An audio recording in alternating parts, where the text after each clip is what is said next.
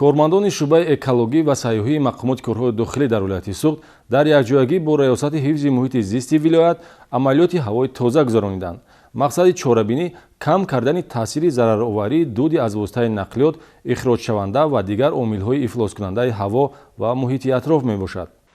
طبق نقشه چاره‌بینی‌های ریاست حفظ محیط زیست ولایت سوخت در یکجایگی با شعبه‌چه میلیسیای اکولوژی و سیاحی ریاست وزارت کارهای داخلی جمهوری تاجیکستان در ولایت سوخت در شهر و ناحیه‌های ولایت عملیات هوای تازه ادامه دارد. صبح امروز در شهر خوجند نیز همین گونه عملیات راه‌اندازی شد که در یک ساعت مسئولین بیش از 60 عدد واسطه نقلیات را از سنجش گذرانیدند. باید رانندگان واسطه نقلیات خود را رفته از تشخیص تکنیکی گذرانند و دودناکی آن را کم کنند که دودناکی بسیار شده هوا را افلاس نکنه. در نتیجه سنجیدن اخراج موادهای ضررآور از واسطه نقلیات معین کرده شد که 6 واسطه نقلیات به طلبات معیارها جوابگو نیست و نسبت آنها پروتکل‌های معمولی ترتیب داده برای بررسی به شعبه بازرسی شهر ناحیه ولایت سوخت روان کرده می‌شوند.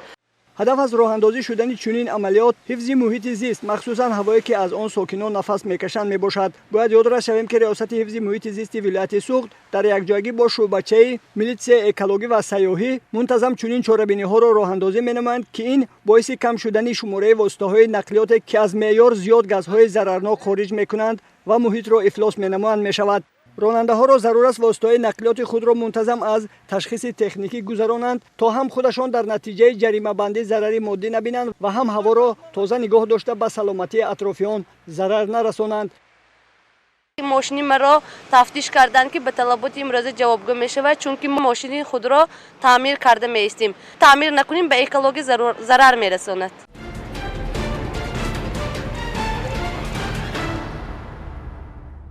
وخری و ملاقات نمایندگان مقامات کارهای داخلی با قشرهای گوناگون جامعه از چاره‌بینی‌های معرفتیه میباشند که هدف تشکیل آن پیشگیری جنایتکاری است. هفته گذشته سردار مقامات میلیسیای ولایت با دانشجویان دانشگاه دولتی حقوق بیزنس و سیاست تاجیکستان و سردار شعبه وزارت کارهای داخلی شهر خوجند با جوانان فعال مرکز ماموری ولایت وخری گذراندند.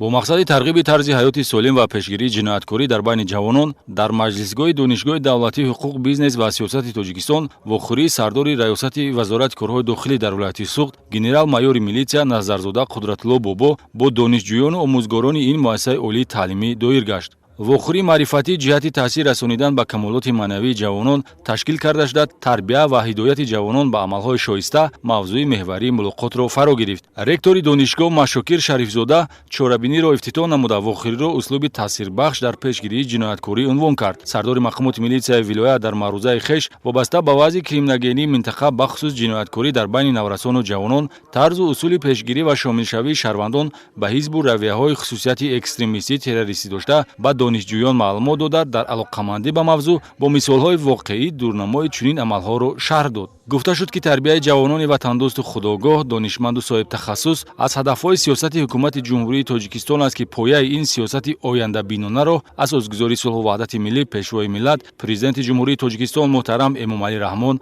گذاشتند. در تاجیکستان توجه به جوانان روز از روز بیشتر گردیده برای تربیت، راهنمایی و توسعه قابلیت جوانان زمینه‌های واقعی فراهم آورده شده است. پیرامون پهلوهای گوناگون حیات جوانان سخن رفته تاکید گردید که دانشجویان وقت را ضایع نگذرانید پیوسته بیاموزند برای صاحب کسب و موقع خود را در زندگی یافتن تلاش نمایند. در فرجام سخنرانی از آموزگاران و دانشجویان و جوانان پیشرفت جامعه دعوت به عمل آورده شد که برای گلگلشکوفی تاجیکستان حصه‌گزار باشند، نیروی خود را به کارهای صرف نمایند که به منفعت جامعه نگرانیده شده آبروی نفوذ دولت را در عرصه جهانی بلند بردارد.